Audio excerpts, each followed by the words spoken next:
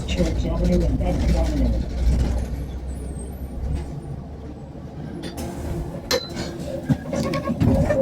All right, thank you. Have a good day. Appreciate it. Bus driver staring at the white girl. I tell you, it's the same theme over and over again. They have not realized, not even till now, that whatever subliminal message they're trying to send me, it don't matter to me. I don't really care. Look. More sirens, homeless theme. Look, homeless theme. Right? So yeah. Like I said, coercive persuasion programming, lies, manipulators, right? And the fact that they cannot bring me to join their religious death cult called Christianity, no thank you, right? The truth is more important than lies, right? These people believe lies because they've been taught lies, all right? And I'm about the truth. They're about lies, deceptions. They're about manipulation. I'm not. All right? So yeah. Now watch the ambulance leaving. Watch. It's one of them. Look like he was driving off. Look. What did I say? What did I say? What did I say? And look, call up behind him. The New York Predators Department. I'm gonna stand right here. I'm gonna show you guys exactly what I'm talking about so you guys would know. Okay? That as soon as I approach, right, they start driving off. The one on the other side too also started driving off too. But look like he stopped. Oh, look. They're both driving off. Look. That one over there is going. And look at the nigga peeing there, open up his car door. Alright? So when I talk about how they will engage in this open-close investigation as a means of coercive control, this is what I talk about, right? And I'm gonna give them the middle finger. Yeah, fuck you. Yeah, fuck you. Okay? And this is what I talk about, right?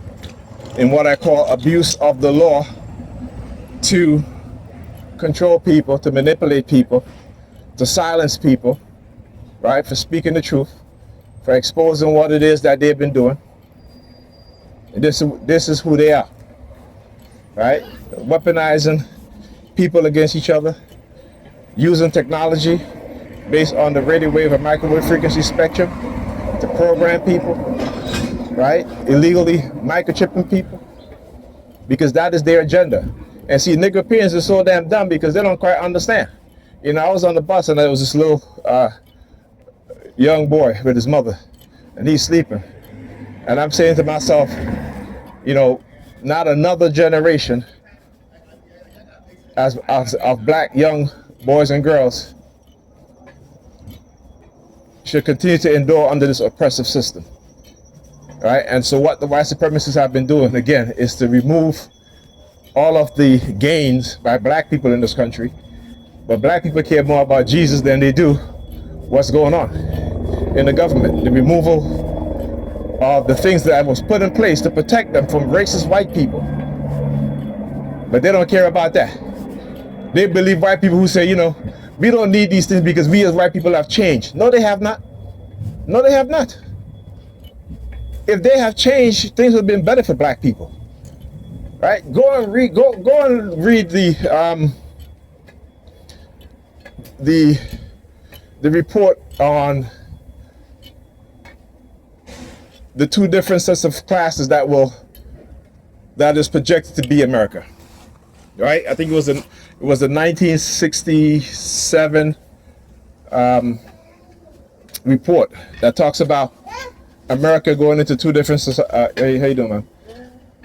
America is moving in two different directions. One society that's white and one that's black. But you see, integration masks that fact, right? Because we think because we work with white people, we can sleep with them, what have you, that they would not still be a separate and unequal society, right? That's the con game that they played on black people in America, and they fell for it. Even us today, we still fall for it. We still fall for it. When you look at the wealth inequality, It is not a large wealth gap. It is a huge wealth gap that will take black people 500 years to catch up to in terms of wealth equality. And if we ever, if our ancestors, if our descendants ever live to see those years, right? But you must understand history. Go and research about Oliver Cromwell and his campaign to remove black people from Europe. Right? They're doing the same thing here too. They're very patient, like you're saying. White people are very patient because they always think ahead. But we as black people, we think of the here and now, right? Because we can't see. We are a people who cannot see the future. We are a people who cannot see the future. $124 trillion will be given to white people in the next decade and a half. And I'm not just saying that. All right? How you doing? I'm not just saying that. 124 trillion people will be given to white people. And the year 2050, black people will have zero wealth. So do we see the future? No, we don't. Because we are teaching our children that they have no future by denying them the truth. Right? By keeping them in the churches. By giving them a Bible in their hand and pray to Jesus as if Jesus is going to come save them. No. Like I said, it's the reason why most of the women in America and the world today believe, particularly black women, believe in Christianity. Because they're the ones that are raising the children. And those children are growing up in households where the mothers are highly religious. The mothers don't give a damn about their children other than the fact that they have kids. And other than the fact they do what they need to do to, put a roof over their kids' head. That's with anybody, right? But that don't mean that you care. That just means that you're handling your responsibility. Okay? Anyhow. But yeah, and that's the truth. The truth, and that's the truth.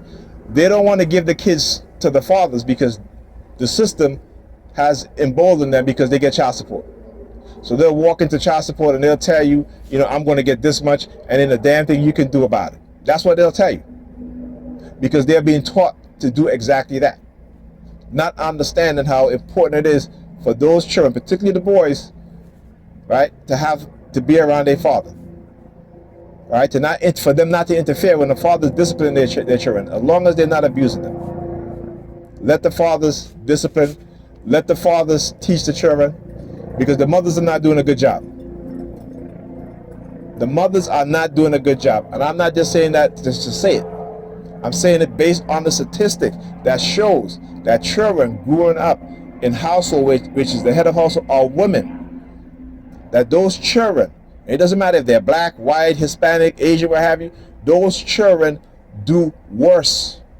They have the worst outcome later on when they become adults.